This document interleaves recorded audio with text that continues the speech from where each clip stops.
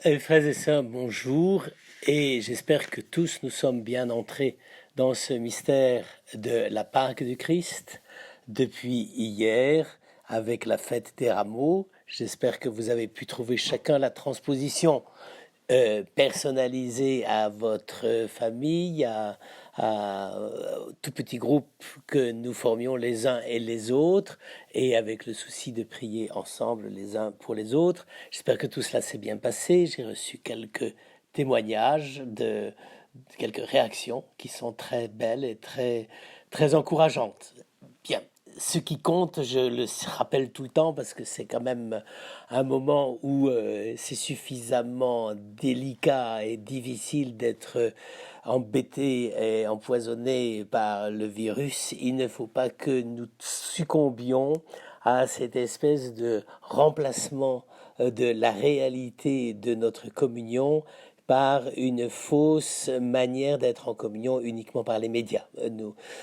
La réalité essentielle, c'est que nous soyons effectivement les uns et les autres en communion réelle, parce que chacun d'entre nous pose les actes réels de notre unité et de notre charité. Alors aujourd'hui, nous entrons donc dans la semaine sainte. Les 3 premiers jours saints, lundi, mardi, mercredi, sont importants, mais c'est pas ce qu'il y a de plus marquant. Ce qui commence à être décisif, c'est vraiment ce qu'on appelle le Triduum, jeudi soir, vendredi, samedi, avec le débouché de la vigile pascale. Mais quand même, chacun de ces jours a un certain profil. Et aujourd'hui, on revient. Ça peut paraître un peu bizarre, mais on revient sur le thème d'Abraham parce que Jésus, à ce moment-là, est en train de rediscuter pour une dernière fois avec ses interlocuteurs, n'est-ce pas, qui sont pas toujours bienveillants, mais enfin, en tout cas, c'est de vrais interlocuteurs parce qu'ils savent de quoi ils parlent. Enfin, disons, il croit savoir de quoi il parle. C'est donc l'évangile de Jean au chapitre 8, les versets 12 à 29. C'est un petit passage qui avait été omis, qui a été redécalé ici. Bon, ça c'est trop compliqué, ça n'a pas d'importance. Surtout, c'est que ça nous amène à redécouvrir un certain nombre d'aspects de notre méditation et de notre entrée dans le mystère de la passion du Christ. Donc, ce texte, qui se situe sitôt après l'histoire de la pécheresse de la femme adultère, n'est-ce pas? Jésus réattaque le sujet fondamental. Je suis la lumière du monde. Celui qui me suit ne marchera pas dans les ténèbres, mais il aura la lumière de la vie. Ce thème de la lumière, qui est ici en je suis, renvoie évidemment à la racine même de l'évangile de Saint Jean, le prologue, n'est-ce pas? Jésus qui est la lumière véritable. Ici donc il y a une continuité, c'est le prologue a inauguré la première partie de l'évangile de Saint Jean, chapitre 1, et ici, vers le chapitre 8 et jusque vers la fin, on médite en fait sur la façon dont le Christ est lumière, non pas simplement lumière depuis toujours, depuis toute éternité, mais lumière dans le moment même où il est incarné. Ça, c'est évidemment quelque chose qui tient beaucoup à cœur à Saint Jean et que nous avons parfois du mal un petit peu à admettre, c'est que dire que le Christ est lumière éternelle, tout ça, je veux dire, ça semble au moins couler de source. Mais dire que l'humanité concrète de Jésus-Christ, telle qu'il a vécu, et telle qu'il a parlé, telle qu'il a guéri, telle qu'il a expliqué sa mission, etc., que tout ça c'est de la lumière, c'est évidemment très exigeant à comprendre. Pour vous faire un petit parallèle, aujourd'hui, nous disons souvent, sans nous rendre compte d'ailleurs de l'énormité que nous disons, que les chrétiens sont la lumière du monde et le sel de la terre. Ça semble faire partie de ces évidences qui structurent notre vie. Plaise à Dieu que ce soit le cas.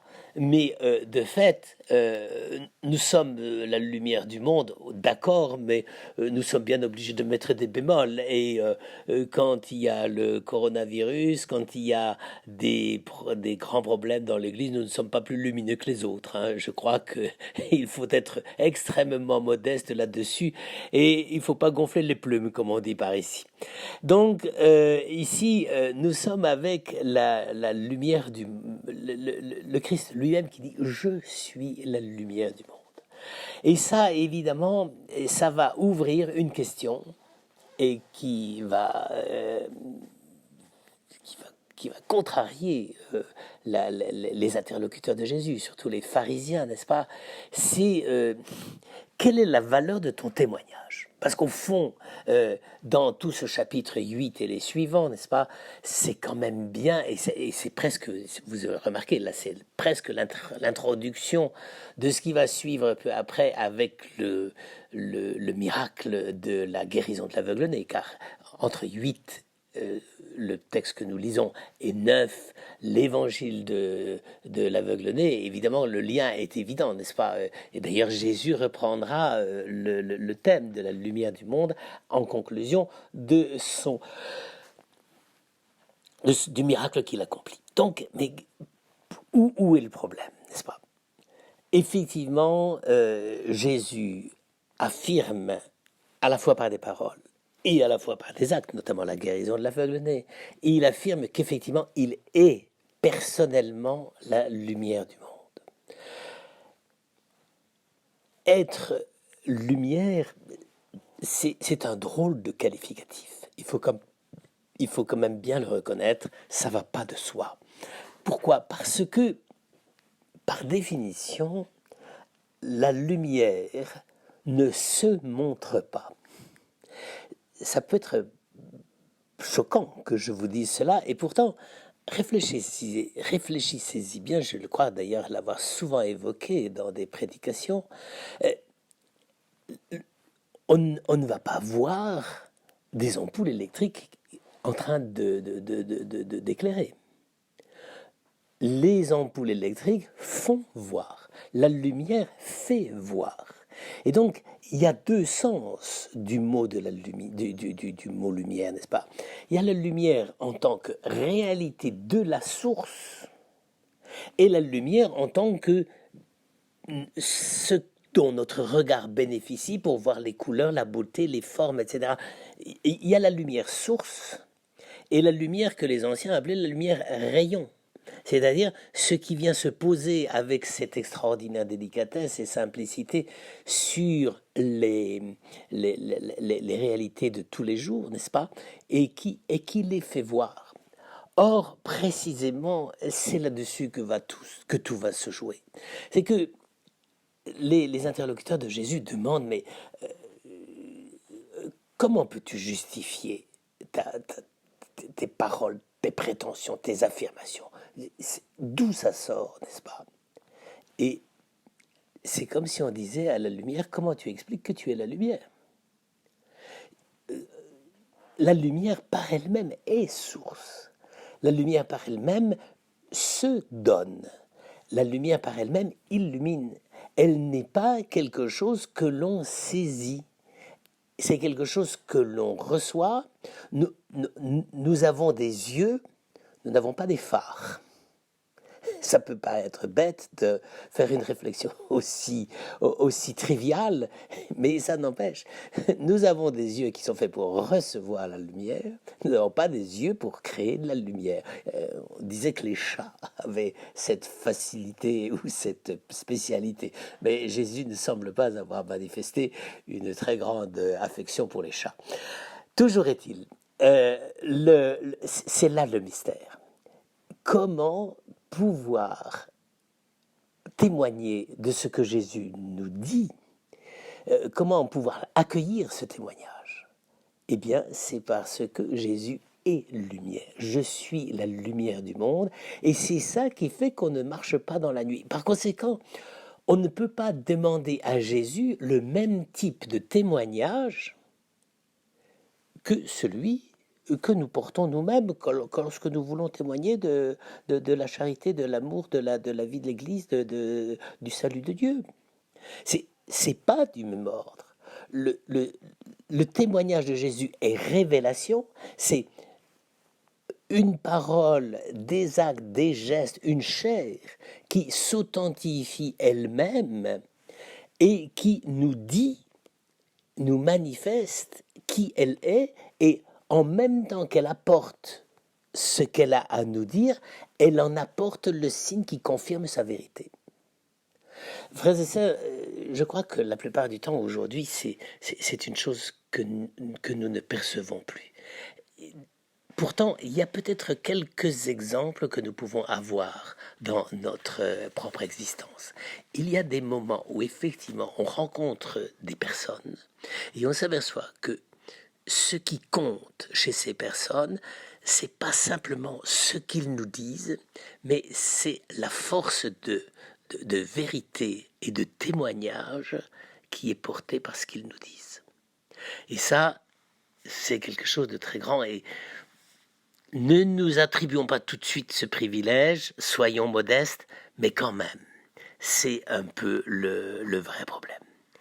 Alors, vous verrez après, en lisant les versets de chapitre 8, les versets 12 à 29, vous verrez que ça revient une fois encore avec le problème d'Abraham, parce que, précisément, c'est l'illustration du problème. C'est que si Jésus atteste par lui-même la vérité, est-ce qu'il est, lui, absolument la source de la vérité? Et là, les Juifs, évidemment, vont dire, mais non, mais la source de la vérité, c'est Abraham et Moïse, n'est-ce pas? Donc là, nous avons les témoignages, nous avons ces fixés, etc. Et Jésus dit, mais vous ne comprenez pas que même pour moi, quand je dis que je suis la source de la vérité, je suis la lumière, en réalité, je ne suis pas lumière par moi-même. Ça m'a été donné à moi par le Père d'être lumière. Et vous voyez ici, c'est peut-être très, très étonnant, mais profitons de ce que nous sommes confinés pour essayer de comprendre tout cela, ou de l'approcher au moins un petit minimum. C'est que Jésus est lumière, il est vraiment source, lumière, s'authentifiant elle-même par tout ce qu'elle fait, tout ce qu'elle livre, tout ce qu'elle fait découvrir. Mais Jésus vit ce fait d'être lumière comme ayant déjà reçu de son Père d'être lumière. Jésus n'est pas de la lumière qui s'impose, c'est de la lumière qui est déjà donnée. Ce qu'il est comme lumière vient d'ailleurs. Et c'est pour ça que c'est pour ça qu'il peut dire à ce moment-là, on est deux à témoigner, puisque la lumière qui révèle ce que je suis, ma mission, mon salut, etc., cette lumière me vient totalement du Père qui est lumière. Par conséquent, nous sommes déjà deux. Dans le don de la lumière, nous sommes déjà deux. On ne parle pas de l'esprit, ça deviendrait un peu trop long, compliqué. Mais vous voyez, c'est ça que Jésus veut faire comprendre. Puis après, il dit, bon ben oui, vous recevrez cette lumière, mais vous ne la recevrez pas comme vôtre, au sens où vous en seriez la source. Vous ne la recevrez que comme un don. Et c'est pour ça qu'il leur dit, ne jouez pas de façon déviante avec le problème d'Abraham. Abraham, c'est une source dont vous pouvez vous emparer. C'est sûr. Vous pouvez dire que vous avez Abraham, que vous avez Moïse, que vous avez les prophètes. Oui, bien sûr. Mais déjà là, quand vous vous en emparez, qu'est-ce que vous faites?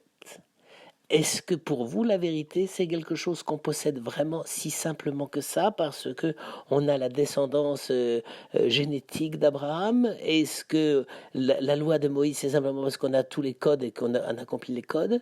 Est-ce que c'est ça, avoir la lumière? Est-ce que c'est ça, être lumière? C'est pas si sûr.